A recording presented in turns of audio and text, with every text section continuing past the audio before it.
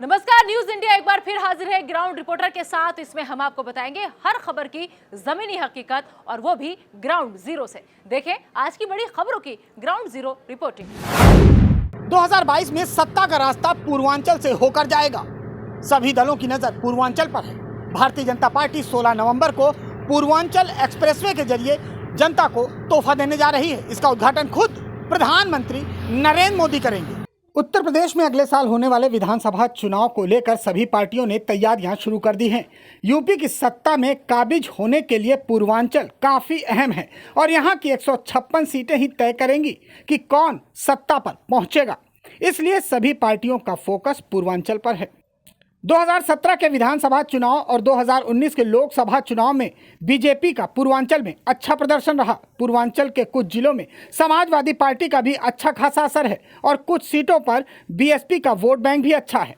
पूर्वांचल ही UP की छोटी पार्टियों की प्रयोगशाला है और इसमें अपना दल S, Nishad party, Suheldev, Bharatiya Samaj party और जनवादी पार्टी शामिल हैं।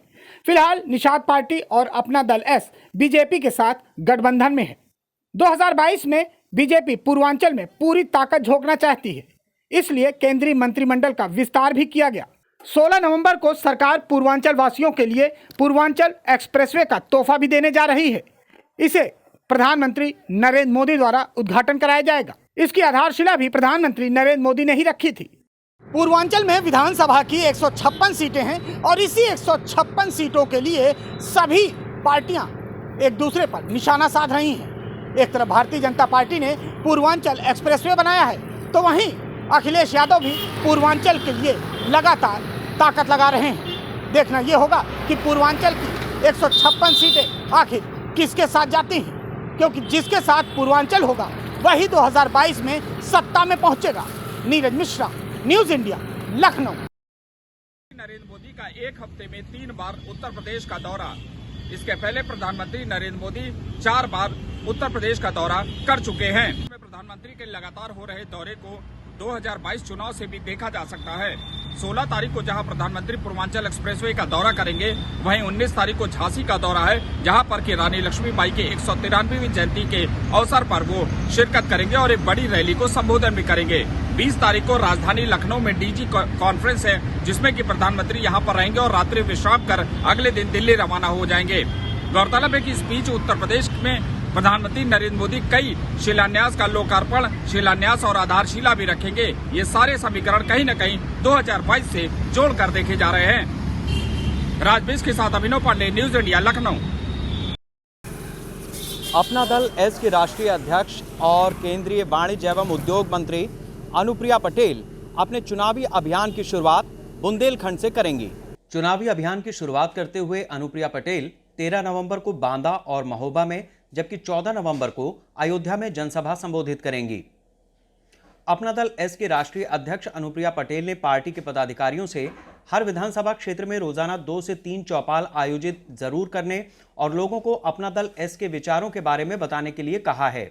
अनुप्रिया ने पार्टी के राष्ट्रीय और प्रदेश पदाधिकारियों और सभी जिलाध्यक्षों को विधानसभा चुनाव में 100% जीत हासिल करने के लिए कमर कसकर जुटने और जनसंपर्क अभियान तेज करने की भी हिदायत दी। प्रदेश के 200 विधानसभा क्षेत्रों में रोजाना चौपाल का आयोजन किया जाएगा। इन चौपालों में लोगों को पार्टी की नीतियों और राष्ट्रीय अध्यक्ष की ओर से सामाजिक न्याय के लिए निरंतर उठाए जा रहे मुद्दों के बारे में बताया जाएगा। अपना दल एस का गठबंधन भारतीय जनता पार्टी के साथ जब से हुआ तब से अब तक लगातार चल रहा है। वजह साफ है, उत्तर प्रदेश चुनाव 2022 में दोनों ही पार्टियां इसका लाभ उठाना चाहती हैं। अनुप्रिया पटेल चुनावी अभियान की शुरुआत के साथ इसी को धार देने की तैयारी कर रही हैं। Shekhar Trivedi, news India, Lucknow. उत्तराखंड राज्य स्थापना दिवस की तैयारी लगभग पूरी हो चुकी है। उत्तराखंड अपना 21वां राज्य स्थापना दिवस मनाने जा रहा है। उत्तराखंड राज्य स्थापना दिवस कल यानी 9 नवंबर को मनाया जाएगा। उत्तराखंड राज्य स्थापना दिवस ठीक उसी प्रकार मनाया जाता है जैसे देश में स्वतंत्रता दिवस और गणतंत्र दिवस मनाया जाता है। उत्तराखंड राज्य स्थापना दिवस में राज्यपाल मेजर जनरल गुरमीत सिंह, मुख्यमंत्री पुष्कर सिंह धामी, मुख्य सचिव डॉक्टर एस.एस. संधू समेत मंत्रिमंडल के तमाम मंत्री मौजूद रहेंगे।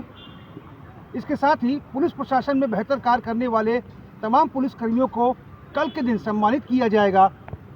शहीदों के परिजनों को सम्मानित किया जाएगा और साथ में उत्तराखंड बोर्ड में बेहतर प्रदर्शन करने वाले 16 छात्रों को भी सम्मानित करने की योजना सरकार ने बनाई है। इसके साथ ही अन्य सम्मान समारोह भी आयोजित किए जाएंगे। मेरे पीछे आप देख सकते हैं उत्तराखंड राज्य स्थापना दिवस की तैयारी जोरों शोर से पुलिस लाइन में चल रही है और कल के दिन यहाँ पर भव्य कार्यक्रम होगा। उत्तराखंड पुलिस के द्वारा, स्टेट डिजास्टर रिस्पांस फोर्स के द्वारा और अन्य सैनिक बलों के द्वारा तमाम करतब दिखाए जाएंगे। पुलिस प्रशासन इस दिन अपना शक्ति प्रदर्शन भी करेगा। तो कुल मिलाकर उत्तराखंड राज्य स्थापना दिवस उत्तराखंड वासियों के लिए, उत्तराखंड सरकार के लिए बेहद खास होता है। न्यूज़ इंडिया के लिए देहरादून से रोहित विक्रम सिंह। उत्तराखंड के 2022 के विधानसभा चुनाव को लेकर उत्तराखंड बीजेपी पूरी तरह से चुनावी मोड पर आ चुकी है।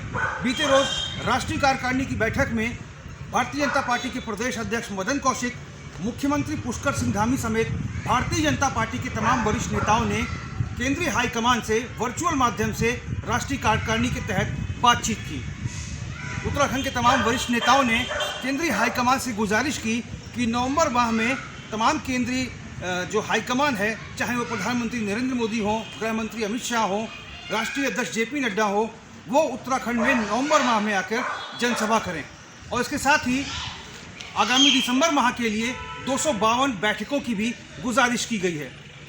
और इसी के साथ प्रदेश अध्यक्ष मदन कौशिक ने यह भी बताया कि आगामी 10 नवंबर से भारतीय जनता पार्टी महासंपर्क अभियान की शुरुआत करने जा रही है।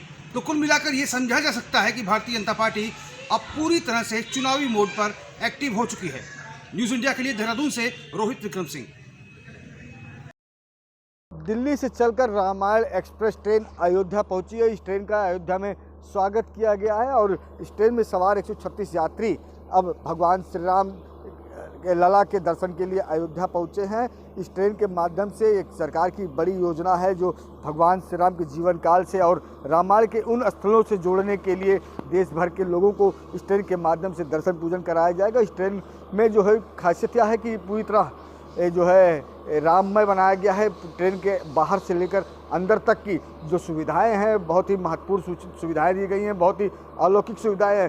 ट्रेन में सवार यात्रियों को सोने, बैठने और साथ ही शौचालय, तमाम जैसी सुविधाएं हैं जो अव्वल क्लास के पूरी सुविधाएं बनाई गई हैं। और इस ट्रेन के माध्यम से जो है रामायण की उन स्थलों की भी जानकारी दी जा रही है, क्योंकि ट्रेन में ही जो है उन्हें रामायण की बुकें उपलब्ध कराई गई हैं। साथ ही जो है एक वायरलेस सिस्टम है जो ट्रेन के सफ़र के दौरान रामायण संबंधित सभी जानकारियां इस ट्रेन के अंदर दी जा रही हैं। और कहीं ना कहीं भगवान श्री राम के जहां अयोध्या में भव्य मंदिर का निर्माण हो रहा है, तो वहीं प्रदेश और केंद्र सरकार पूरे देश में रामायण को लेकर और भगवान श्री राम के जीवन काल से लेकर एक बड़ी योजना की शुरुआत की है। और यह योजना अब एक ट्रेन के माध्यम से लोगों को दर्शन कराने का भी है और इसी कारण रामायण एक्सप्रेस का ट्रेन चलाया गया है। और ट्रेन के माध्यम से लोगों को अयोध्या सहित उन तमाम स्थलों का दर्शन कराया जा रहा है जो भगवान प्रभु श्री राम के जीवन काल से जुड़े रहे हैं। तो कहीं ना कहीं इस ट्रेन के माध्यम से लोगों के लिए एक बड़ी योजना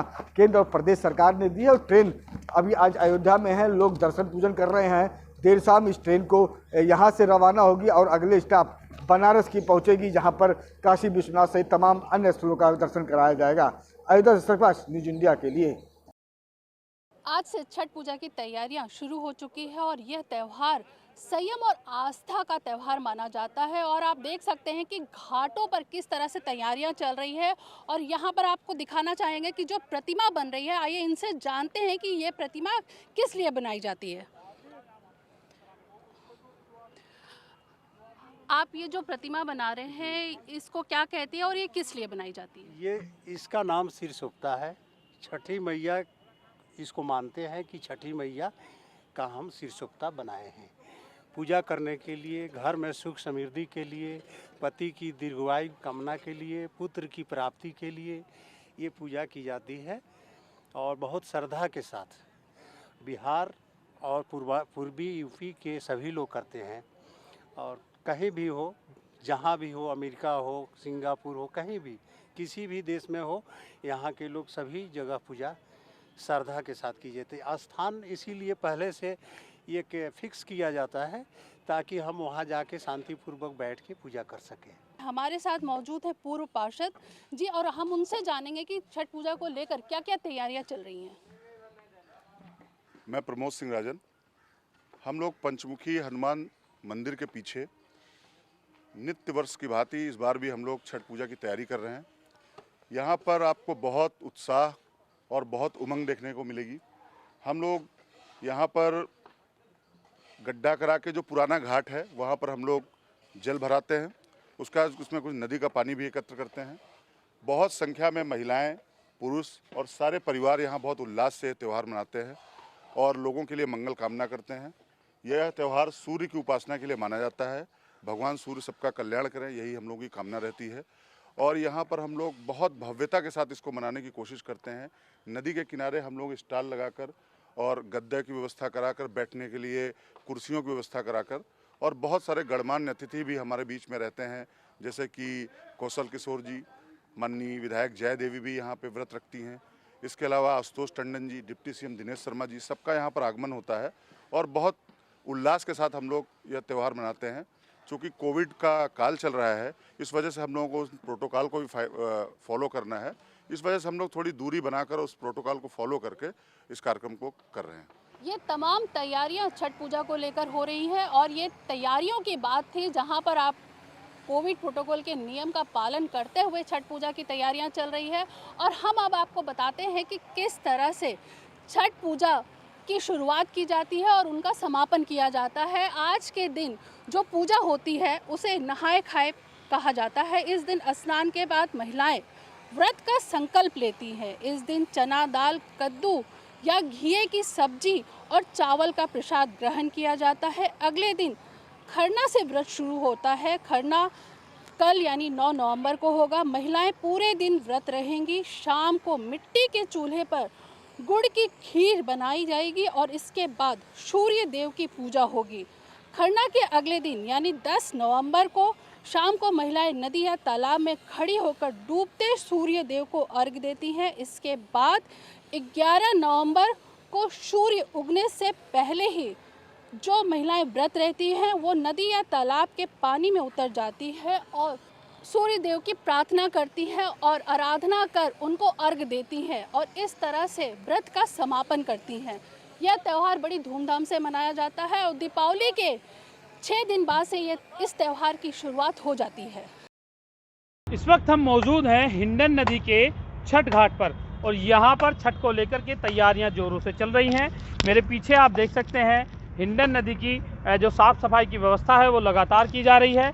इसी के साथ साथ यहाँ पर जो है बांस से बैरिकेडिंग की जा रही है, क्योंकि जब श्रद्धालु यहाँ पर पहुँचेंगे तो वो नदी में खड़े होकर के सूर्य को अर्घ्य देंगे। किसी भी तरह की कोई घटना ना होने पाए, इसको लेकर के बैरिकेड लगाए गए हैं। तैयारियां की जा रही हैं ताकि श्रद्धालु इससे आगे ना जाएं। और यहाँ पर आप देख सकते हैं तमाम जो लोग हैं उन्होंने छठ मैया के स्थान यहाँ पर बनाए हैं। अपने अपने तरीके से लोगों ने छठ मैया के स्थान बनाए हैं। अपने अपने स्थान को लोग साफ़ सफाई करके सुबह ही यहाँ से जो है तैयारियां पूरी कर रहे हैं और कुछ लोग अभी भी यहाँ पर छठ मैया का जो स्थान बना रहे हैं, क्योंकि 4 दिन ये व्रत चलता है और 4 दिन में जिस तरह से लोग इस व्रत को कड़ी तपस्या इसमें खास कर करते हैं, क्योंकि बच्चों की संतान प्राप्ति की और संतान की सुख समृद्धि के लिए व्रत रखा जाता है। सूर्य को अर्घ्य देकर के व्रत को जो है ख़त्म किया जाता है। आज जो है इस व्रत को नहाए खाए के शुरू किया जा रहा है और लगातार ये 4 दिन तक ये व्रत चलेगा और श्रद्धालु जो है सूर्य देव और नदी और छठ मैया की पूजा अर्चना करेंगे और अपनी मनोकामनाएं पूरी करने के लिए मांग करेंगे। वीडियो जर्नलिस्ट मनीष के साथ संजीव कुमार, न्यूज़ इंडिया, गाजियाबाद।